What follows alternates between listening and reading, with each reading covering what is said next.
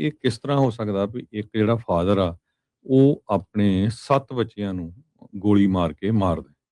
ਇਹ ਲੁਧਿਆਣਾ ਤੋਂ ਖਬਰ ਆ ਰਹੀ ਆ, 8 ਜਿਹੜੇ ਜੰਗ ਬੱਚੇ ਆ, ਉਹਨਾਂ ਨੂੰ ਕੱਲ੍ਹ ਗੋਲੀਆਂ ਮਾਰ ਕੇ ਉਹ ਉਹਨਾਂ ਦੇ ਹੀ ਫਾਦਰ ਵੱਲੋਂ ਮਾਰ ਦਿੱਤਾ ਗਿਆ ਆ। ਉਹਦੇ 7 ਬੱਚੇ ਸੀ, ਜਿਹੜੇ ਮਰਨ ਵਾਲਿਆਂ 'ਚ ਇੱਕ ਕਜ਼ਨ ਤੇ ਇੱਕ ਜਿਹੜੀ ਉਹਦੀ ਵਾਈਫ ਆ ਤੇ ਇੱਕ ਹੋਰ ਬੀਬੀ ਬੜੀ ਬੁਰੀ ਤਰ੍ਹਾਂ ਜ਼ਖਮੀ ਹੋ ਗਏ ਹੈਗੇ ਆ। ਇਹ ਸਾਰਾ ਕੁਝ ਐਤਵਾਰ ਸਵੇਰੇ ਨਾਰਥ ਵੈਸਟਰਨ ਲੁਧਿਆਣਾ ਦੇ ਵਿੱਚ ਵਾਪਰਿਆ ਹੈਗਾ ਹੈ। ਅਮਰੀਕਾ ਦਾ one of the deadliest mass shooting ਕਹਿ ਸਕਦੇ ਹਾਂ ਇਹ 2 ਸਾਲਾਂ ਦੇ ਵਿੱਚ। ਇਹ ਜਿਹੜੀ ਟ੍ਰੈਜਿਕ ਸਿਚੁਏਸ਼ਨ ਆ, ਕਹਿੰਦੇ ਵੀ ਬਹੁਤ ਜ਼ਿਆਦਾ ਵਰਸ ਸਿਚੁਏਸ਼ਨ ਆ। ਇਹ ਕਦੇ ਇੱਦਾਂ ਦੀ ਚੀਜ਼ ਵਾਪਰੀ ਨਹੀਂ। ਸ਼ਰੈਪੋਰਟ ਜਿਹੜੇ ਉਸ ਟਾਊਨ ਦੇ ਮੇਅਰ ਹੈਗੇ ਆ, ਟੌਮ ਅਰਸੈਂਸਿਓਕ ਨੌਕਸ, ਉਹਨਾਂ ਨੇ ਇਹ ਕਿਹਾ ਵੀ ਘਰੇਲੂ ਲੜਾਈ ਸੀ।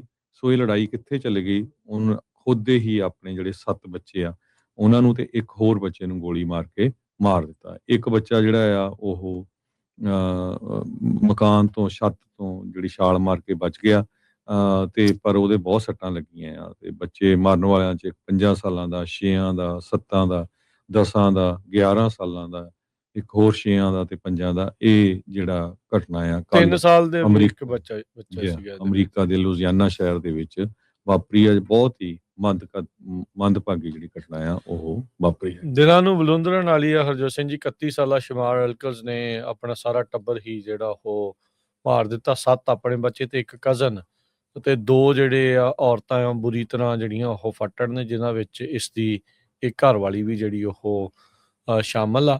ਇਹ ਕੈਡੋ ਪੈਰਿਸ਼ ਪੈਂਦੀ ਆ, ਉੱਥੋਂ ਦੇ ਕਾਰਨਰ ਆਫਿਸ ਨੇ ਆਇਡੈਂਟੀਫਾਈ ਕੀਤੇ ਆ ਵਿਕਟਮ। ਜੇਲਾ ਐਲਕਿਨਜ਼ 3 ਸਾਲ, ਸ਼ੇਲਾ ਐਲਕਿਨਜ਼ 5 ਸਾਲ, ਕੇਲਾ ਪੱਗ 6 ਸਾਲ, ਲਾਇਲਾ ਪੱਗ 7 ਸਾਲ, ਮਾਰਕੋਡੀਅਨ ਪੱਗ 10 ਸਾਲ, ਸਰਾਇਆ ਸਨੋ 11 ਸਾਲ, ਕਰੀਡੀਅਨ ਸਨੋ 6 ਸਾਲ ਤੇ ਬ੍ਰੇਲਨ ਸਨੋ 5 ਸਾਲ।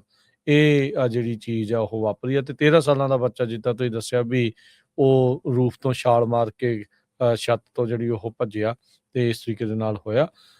ਉੱਥੇ ਦੀ ਰਿਪਰੈਜ਼ੈਂਟੇਟਿਵ ਟੈਮੀ ਫੈਲਪਸ, ਉਹਨੇ ਨਿਊਜ਼ ਕਾਨਫਰੰਸ ਦੇ ਵਿੱਚ ਜਿਹੜਾ ਉਹ ਦੱਸਿਆ ਵੀ ਇੱਕ ਬੱਚੇ ਦਾ ਇਸ ਤਰੀਕੇ ਦੇ ਨਾਲ ਬਚਾਅ ਜਿਹੜਾ ਹੋ ਗਿਆ। ਸੋ ਕਿਸ ਤਰੀਕੇ ਦੇ ਨਾਲ ਹਰਜੋਤ ਸਿੰਘ ਜੀ ਕੋਈ ਇਸ ਏਡੀ ਘਿਨਾਉਣੀ ਜਿਹੜੀ ਹਰਕਤ ਆ ਉਹ ਕਰ ਸਕਦਾ ਆ, ਕਿਸੇ ਦੇ ਵੀ ਸਮਝ ਦੇ ਵਿੱਚ ਨਹੀਂ ਆ ਰਹੀ। ਤਕਰੀਬਨ 1,80,000 ਆਬਾਦੀ ਦਾ ਜਿਹੜਾ ਇਹ ਸ਼ਹਿਰ ਹੈਗਾ ਆ, Cedar Grove community, Shreveport north western Ludhiana ਦੇ ਨਜ਼ਦੀਕ ਜਿਹੜਾ ਉਹ ਪੈਂਦੀ ਆ।